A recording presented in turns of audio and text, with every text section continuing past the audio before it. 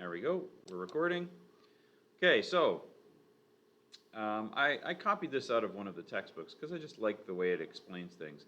You may have wondered why we bother using calculus to sketch curves when we could easily use a calculator to plot points. Obviously, they don't mean a graphing calculator that actually draws the curve.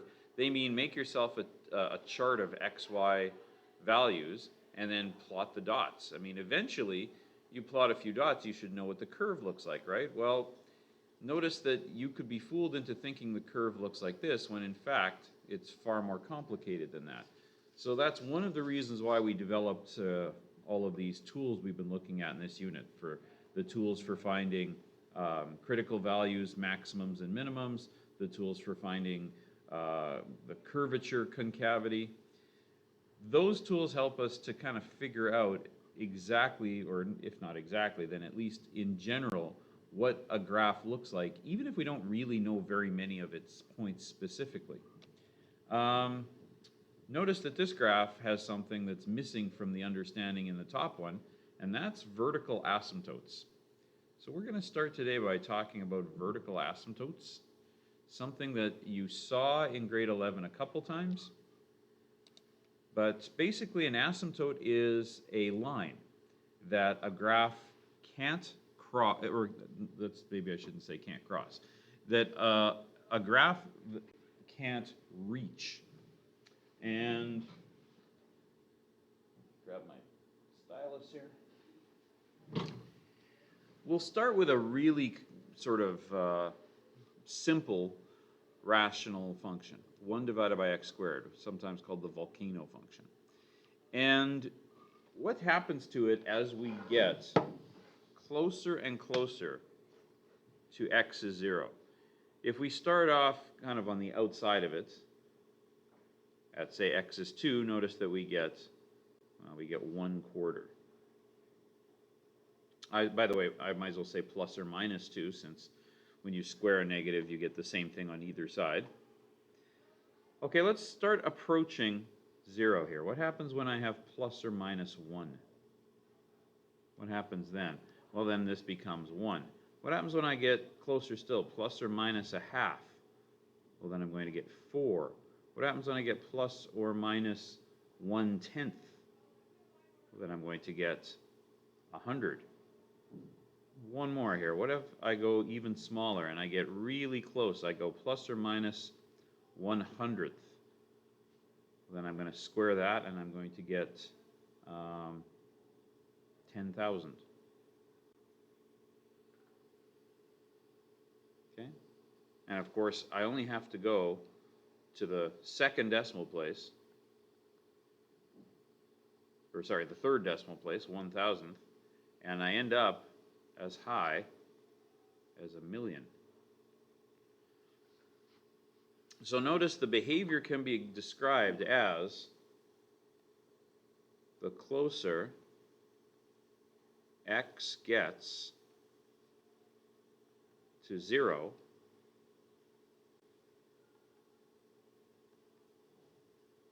the larger f of x is. But of course, x can't actually reach 0 because you can't divide by 0. So that's the basic concept of an asymptote. I would say, therefore, x equals 0, thinking of that as a line, is a vertical asymptote. All right, let's take a look at a different equation. This one's even simpler. 1 over x, which you remember is this guy, right? Looks like that. So let's see what happens if we approach 0 from the left and the right again. Well, let's just do it by sort of guess and check. Well, we won't bother with a chart, but basically thinking in a chart type way here. Suppose I get close in terms of, I'll use decimals this time, 1/100th. What happens if you put 1/100th into this function? Well, you're going to get 100. What if you put in 1 thousandth? Well, you're going to get 1,000. What if you put in a millionth? Well, then you're going to get a million. So notice that as you get closer and closer to 0, and notice it wouldn't matter if I approached 0 from the left or the right. If this, of course, had been a negative, that would be a negative. If this had been a negative, that would be a negative. If this had been a negative, that would be a negative. So either way, you can say that the limit as x approaches 0 from the positive side of 1 over x is infinity, and the limit as x approaches 0 from the negative side of 1 over x is negative infinity. So to find the vertical asymptotes of a rational function, we find the x values where the denominator is 0, and then compute the limits of the function from the right and left side at that value. So let's do one that's a little more complicated than this example. Let's find the vertical asymptotes of that guy. Okay, so let's see. What are we going to look for here? Well, I'm going to start by factoring that denominator. And it factors to, let's see, that'd be minus 3 and plus 2. Okay, so therefore, x equals 3 and x equals negative 2 are what I suspect to be my vertical asymptotes. Right? Because if I plug in a 3, I end up dividing by 0. If I plug in a negative 2, I end up dividing by 0. So let's explore, now that we know they're asymptotes, which again, you knew this in grade 11, how is this function behaving as it gets close to those values? Right? If I were to graph this thing at negative 2, I know I'm not going to be able to cross that line. At positive 3, I know I'm not going to be able to cross that line. But how is this thing behaving? Is it approaching it this way, or is it approaching it that way? Is it approaching it this way? Is it approaching it this way? That's what I'm hoping to figure out using my limit calculations. So I'm going to start with the 3 one. So as x approaches 3, let's start with the left side. So as x approaches 3 from the left, think about what this function's doing. So if I'm approaching 3 from the left, I have, for example, say 2.99. That's pretty close to 3, and it's coming at it from the left. So what's this thing going to look like? Well, I don't really care what the actual number is. I just want to know, am I heading up to positive infinity, or am I heading down to negative infinity? So I know the top is positive, and if you put in a very close to 3 but smaller number than 3 in here, you're going to get a negative, but of course a negative that's getting smaller the closer you get. And then of course if you plug in a positive number here, you're going to get a positive. But notice what's happening. A positive divided by a negative is of course going to be a negative, and as this thing gets smaller and smaller and smaller forever, this thing is, the absolute value of this thing is it's blowing up, right? When you divide by a small decimal, you get a big number. So this thing's going to become a very large value, but it's negative. So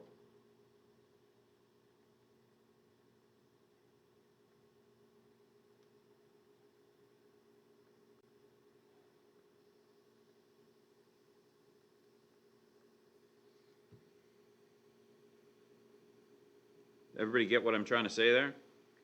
I mean, it's going to be a very large value, but a negative large value. Maybe it'd be better if I put this into an absolute value.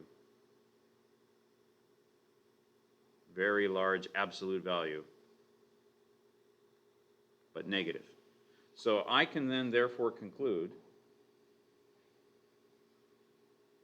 that the limit as x approaches 3 from the negative side, from the left, of this function is negative infinity. So I'm assuming then, let me redraw my diagram. So I'm assuming then that at 3, the arm is going, as I get closer to 3 from the left, I'm heading to negative infinity. So I'm going that way. Right? All right. Let's do the same thing for positive 3. Or sorry, 3 from the positive side is what I meant to say. So for example, something like 3.001. Well, the numerator is still positive, but now this is going to be a positive value in this bracket, but again, decreasing rapidly, the more decimal places you put on that. So what's my conclusion? That's definitely a positive value, but it's a positive value where the denominator is basically disappearing on you. So it's becoming really, really large. This will blow up to infinity. So therefore, the limit as x approaches 3 from the right of my function is definitely positive infinity. So as I approach from the right-hand side, the arm's going this way. Okay. Now we had another asymptote at -2. So let's do the same thing for the -2. What happens as x approaches 2 from the left? Okay, so that's going to be y equals a negative on top, and then it'd be 2 negatives on the bottom, right? Oh, this is supposed to be a -2, sorry. My bad, right? So if I put -2 in here, this is a negative, and if I put -2 in here, but it's a little bit more negative than this is positive, it's like, it's from the left, so it's like -2.0001. I'm going to get a very tiny negative number here, and 3 negatives, of course, is going to make a negative, so I'd say, therefore, the limit as x approaches 2 from the left of my function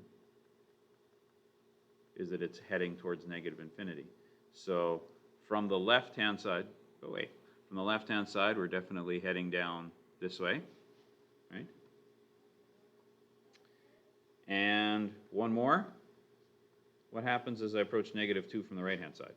Oh, and I keep forgetting the negative on that too, sorry. There we go, sorry about that. All right, so now y is equal to, okay, so I'm approaching -2. Well, I'm still, the top's still negative, but I'm approaching -2 from the positive side. So it might be something like, say, -1.99 or something like that. Well, this term here would still be negative, right? Because remember, that term comes from, where is it? There it is. It comes from x minus 3. So any negative minus more negative is still negative. But this is the interesting one, right? If this is, say, -1.99, this is a really tiny positive number. Those negatives cancel, and we are approaching positive infinity. So I can say, therefore, the limit as x approaches 2 from the right of my function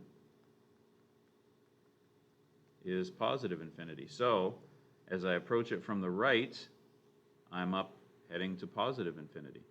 So what is this thing doing? Now, from here, I could do some other tests to this function, right? I have all kinds of other tools in my toolbox.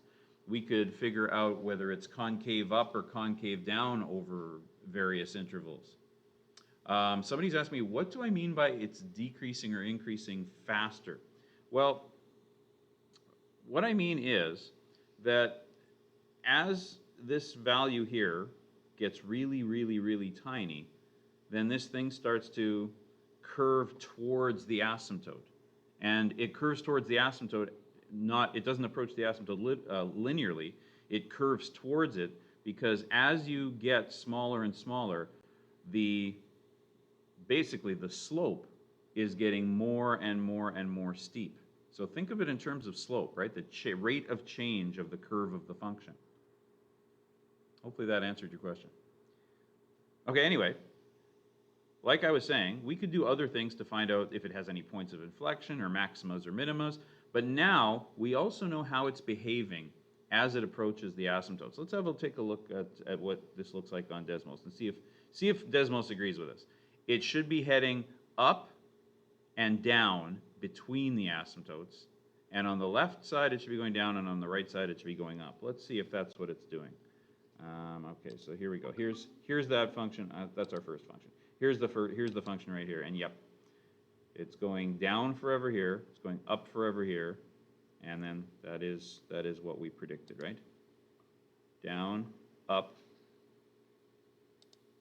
right? So down, up, and then up, down. And again, we'd have found that there's a point of inflection here, and this thing wouldn't have had any local maximas or local minimas. Okay, so there we go. That's the vertical asymptote story. Just as one quick reminder, we've done lots of limits back in Unit 1, but check out the limit on this guy.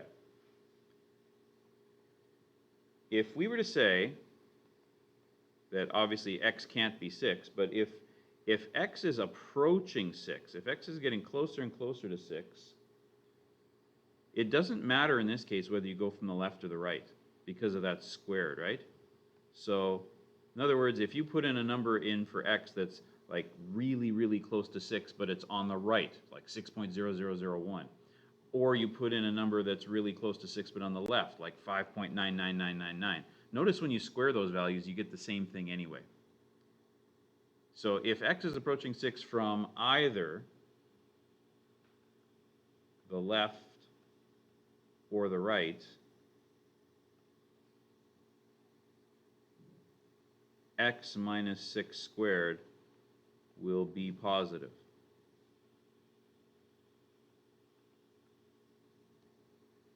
Okay, and it'll be a very small positive number, right? So that means that this thing's going to blow up and head towards infinity. So I would say, therefore, I have 2 minus a very large positive number. And 2 minus anything bigger than itself is negative, and of course this thing is blowing up towards infinity. So the entire limit is heading towards negative infinity. So my conclusion would be the limit as x approaches 6 of 2 minus 5 over x minus 6 squared is negative infinity. Let's see if we're right about that. Let's go to Desmos and see if that's what we get. Okay, so as soon as I see, notice that before I hit on this, remember that this is what 1 over x squared looks like, right? It's the volcano function. Now ask yourself, what changes about that function? Notice that this is basically the same template as this. What does the 5 do to it?